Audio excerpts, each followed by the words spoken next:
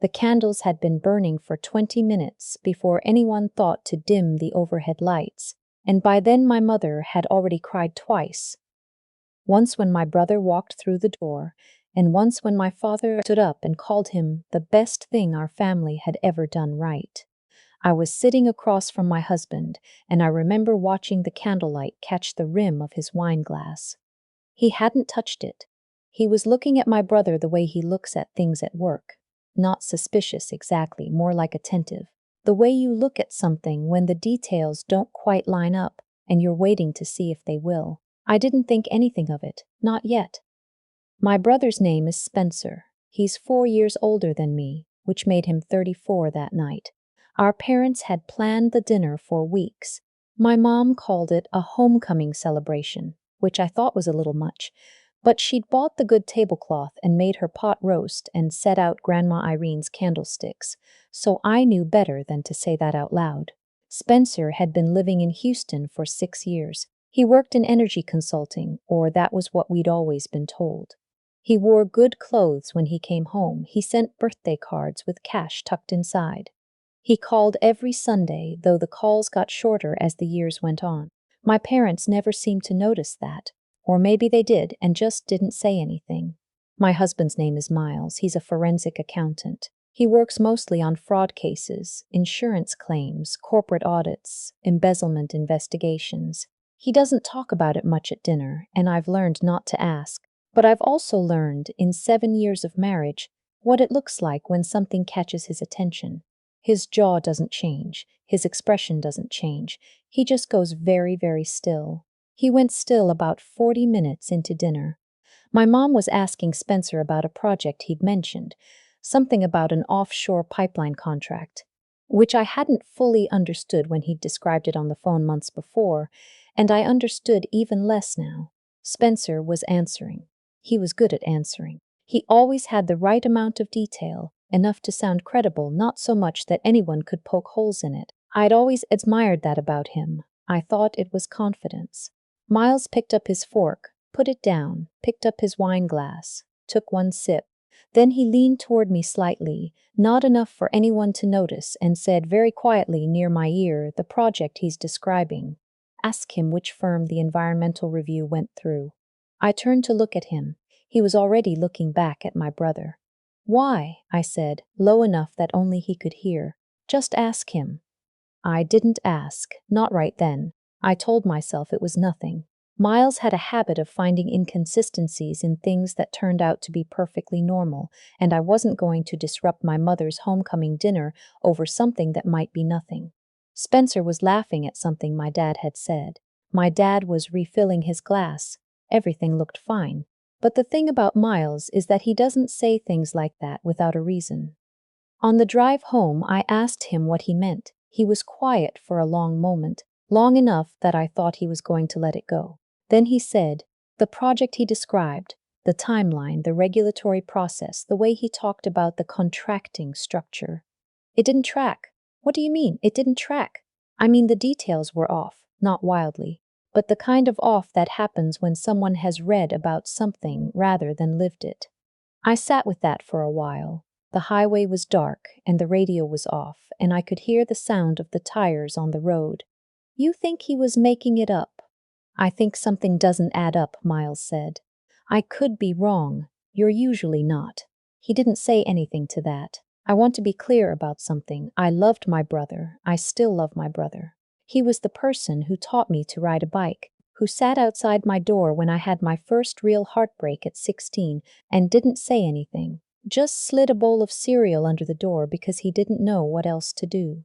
He was funny and charming and good with people in a way I never quite was. When he left for Houston after college, I missed him in a way I hadn't expected. The house felt different, quieter, like something load-bearing had been removed. I didn't want to believe there was anything wrong, but I started thinking about the small things. The way his stories about work had always been slightly vague. The way he deflected when my dad asked about specific colleagues or clients.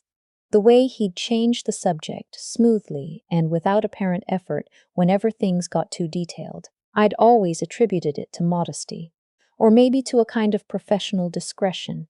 Energy consulting involved contracts, NDAs, things you didn't necessarily broadcast at family dinners. Now I wasn't so sure. A week after the dinner, I called him. We talked for 20 minutes about nothing, my mom's garden, a film we'd both seen, the weird weather in Texas. And then I said, as casually as I could manage, "Hey, I was telling Miles more about that pipeline project you mentioned." He was curious about the environmental review process. Which firm handled it? There was a pause. Not a long pause. But I'd known Spencer for 34 years, and I knew the texture of his pauses, and this one was different. Crawford Environmental, he said. Why is Miles asking about that? He just found it interesting. He works with a lot of companies in the energy space, right? Spencer said. Sure. We wrapped up the call a few minutes later. When I hung up, I sat in my kitchen for a long time. I didn't know what I was feeling exactly. Something between dread and sadness, with a thread of something else running through it. Some stubborn, irrational hope that I was wrong, that Miles was wrong, that Spencer was exactly who he had always appeared to be. I looked up Crawford Environmental. There was no company by that name registered in Texas or anywhere else I could find. I didn't tell Miles right away. I told myself I was still looking into it, still giving Spencer the benefit of the doubt. But really, I think I was scared of what it would mean once I said it out loud. Some things, once spoken, can't be put back. My parents had started talking about visiting Spencer in Houston. My mom mentioned it twice in 1 week. She wanted to see his apartment, she said. She wanted to meet the friends he'd mentioned. She'd been talking about it for 2 years and kept putting it off, and now she was ready. She was already looking at flights. That was when I knew I couldn't wait any longer. I called Spencer on a Thursday afternoon. I told him I needed to talk to him about something, and I needed him to be honest with me. He was quiet on the other end of the line for a moment, and then he said, "Okay, just that." Okay, I told him what Miles had noticed. I told him I'd looked up Crawford Environmental and hadn't found anything. I told him that I wasn't angry, and I wasn't, not yet, though I wasn't entirely sure what I was, but that Mom and Dad were looking at flights to Houston, and that whatever was going on, they were going to find out, and I thought it was better if they heard it from him. The silence on the other end of the line was different from the one in our previous call. This one was longer, and it had a different weight to it. "How long have you known?" he finally said. "I've suspected for about a week and a half. Miles noticed something at dinner." Of course he did. He let out a breath that wasn't quite a laugh. Of course it was Miles, Spencer. "I'm not in consulting," he said. "I haven't been for a long time. There are moments where you hear something and your brain takes a second to catch up. You process the words and you understand them technically, but the full meaning arrives a beat later, and when it does, it lands differently than you expected." That's what happened to me then. I heard what he said. I understood what he said. And then I felt the floor shift underneath everything I thought I knew. "How long?" I said. "About 4 years. 4 years." I'd talked to him every Sunday for 4 years. I'd asked about his projects, his clients, his apartment. I'd relayed his updates to my parents, who had relayed them to relatives, who had pointed to Spencer as evidence that our family had done something right. My dad had told his brother, my uncle, about Spencer's success so many times it had become part of the family's story about itself. Spencer, the one who moved to Houston and made something happen. Spencer, the one who didn't need help. "What happened?" I said. He told me. And I want to tell you what he said, because I think the telling matters. Not just the facts of it, but the way he said it. The pauses and the backtracking, and the moments where his voice tightened and he had to stop. He had been in consulting at first. He'd taken a job with a small firm right out of college and done well for the first couple of years. But the firm had gone through a restructuring. That's what they called it, and his position had been eliminated. He'd found another job, a smaller company, less stable. That one had laid him off after 14 months. He'd found a third, which folded 6 weeks in. By then, he'd been in Houston for 2.5 years. He had some savings, not a lot. He'd been sending money home sporadically. Not always much, but enough that my parents assumed he was comfortable. He hadn't told them about the layoffs because he didn't want them to worry, and then more time passed and the story became harder and harder to correct. I thought I'd find something, he said. I kept thinking I was about to turn a corner, so I just kept the story going. He'd been working since then as a project coordinator for a logistics company. It was a real job, solid, steady work, decent pay, but it wasn't what he'd told everyone he was doing, and it wasn't what our parents thought when they introduced him at Christmas dinner. He lived in a one-bedroom apartment 20 minutes from downtown. He did not have a car that cost what he'd implied. He had about $11,000 in credit card debt, some of which had come from maintaining the appearance of the life he'd described. The money you send home, I said. Where does that come from? My salary. I budget for it, Spencer. I didn't know what I was going to say after his name, so I just let it sit there. I know, he said. I know how it sounds. Mom is looking at flights. I know. She wants to see your apartment. I know. Ren. He used my name the way people do when they're not deflecting anymore. That's why, when you called, I figured this was it. I've been trying to figure out how to tell them for 2 years. I couldn't find the right time, and then it just kept going, and the longer it went, the worse it got. I sat with that for a while. The light was coming through my kitchen window at a low angle, and everything in the room had that particular late afternoon flatness where nothing casts much of a shadow. You have to tell them, I said, before they book those tickets. I know, not in a few weeks. Soon I know. Do you want me there when you do? Another pause. This one was different again, less weighted, more fragile. Yeah, he said. I think I do. We arranged it for the following Saturday. My parents' house, dinner, all of us together. Spencer drove up from Houston Friday night and stayed at my place. He showed up at 9 in the evening with a bag and a 6-pack of the craft beer my husband likes, which made Miles give me a look I know how to read, the one that means he's both touched and unsure how to respond to it. Spencer and Miles sat on the back porch for an hour. I didn't know what they talked about. I didn't ask. But when they came back in, something had shifted, at least slightly.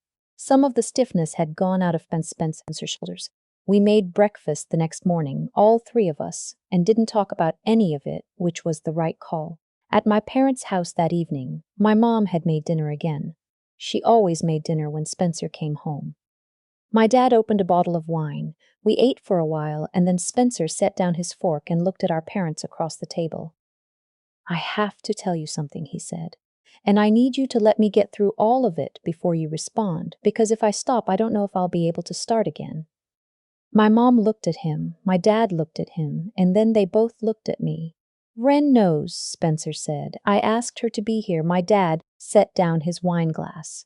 Spencer talked for a long time. He went through all of it. The layoffs, the shame, the way the story had grown one detail at a time until it was something he could barely keep track of. He talked about what it had cost him to come home for holidays and keep his voice steady, while my dad told his friends about his son, the consultant. He talked about the debt. He talked about the Saturday mornings he'd spent trying to write emails to my parents that he never sent. My mother cried quietly. Not dramatically. She's not a dramatic person. She just cried in that contained way that's somehow worse to watch than sobbing. My dad didn't cry. He sat very still, and his expression was difficult to read, and I was genuinely afraid for a moment of what he would say when Spencer finished. When Spencer finished, the room was quiet for a long moment. Then my dad said, "How much is the credit card debt?" Spencer told him. My dad nodded slowly. "And you've been paying it down? Yes, on your own. Yes." My dad picked up his wine glass. He looked at it for a moment, and then he put it down again. "I wish you'd told us," he said. "When the first job went, I wish you'd called. I know. We wouldn't have," he stopped, started again. "You were never going to disappoint us by losing a job, Spencer. That was never what this was about." Spencer looked down at the table. His jaw was tight. "I don't know where you got that idea," my dad said, "but I'm sorry you had it." My mom reached across the table and put her hand over Spencer's. She didn't say anything for a while. Then she said, "I'm glad you're telling us now. I should have told you years ago." "Yes," she said, "but you're telling us now." That was not the end of it. There were harder conversations in the weeks that followed. Practical things, financial things, questions my dad had that required real answers. There was a particular Sunday phone call where my mom asked Spencer to explain the debt in more detail, and I wasn't on that call, but Spencer told me afterward it was the most uncomfortable 40 minutes of his life. My uncle had to be told a revised version of the story. There were people at church my parents had talked to about Spencer's career, and that was its own quiet reckoning. None of it was clean, none of it was quick. But they did not close the door on him. My dad looked into some financial options, not to solve the problem for Spencer, which Spencer had made clear he didn't want, but to help him understand what his options were. My mom kept calling every Sunday. Spencer started coming home more often, which had the strange effect of making the lies easier to release because he didn't need them anymore when he was actually there. By Thanksgiving, something had settled, not resolved exactly, but rearranged into something more honest. More like what a family actually is rather than what a family likes to believe it is. Miles and I drove home after that Thanksgiving dinner, and I was quiet for a while, the way I'd been quiet on the drive home from the homecoming dinner months before. The highway was dark in the same way. The radio was off. "You were right," I said. "About Spencer, yes." Miles was quiet for a moment. I wish I hadn't been. I looked at him. He was watching the road, his hands easy on the wheel. He's not a sentimental person by nature. But he has a particular kind of honesty that I think is rarer than people realize, the kind that doesn't enjoy being right at someone else's expense. "He's doing better," I said. "I know, the debt is going to take him a couple years, but he's got a plan. That's good." I watched the dark road for a while. There's something my dad said during one of those harder conversations a few weeks after Spencer came clean. I wasn't there for it. Spencer told me about it later. My dad had said that the worst part wasn't the years of not knowing. The worst part was thinking about Spencer carrying it alone. Driving home for Christmas knowing what he was about to walk into, sitting at the table and answering questions about his work and laughing at the right moments, and then driving back to Houston and being alone with all of it again. "That's what I can't get over," my dad had told him. "That you did that alone. For that long." Spencer had told him he thought that was the only option, and my dad had said, "That's the part I want you to unlearn." I think about that sometimes, about the stories we maintain because we can't find the door out of them, about how the story gets heavier the longer you carry it, and how the moment you set it down, even when the setting down is terrible, even when it costs you something, is still the moment you can finally breathe. Spencer called me on a random Wednesday in February, not Sunday. Wednesday, which was unusual. He said he'd been thinking about going back to school, maybe for project management, something formal that matched what he was already doing. He'd looked into a program at a state school in Texas. 18 months, mostly online, affordable. He thought he might apply. I told him I thought that sounded exactly right. He laughed a little, a real laugh, not the careful kind. "You sound like Dad. That's possibly the nicest thing you've ever said to me," I told him, and I meant it.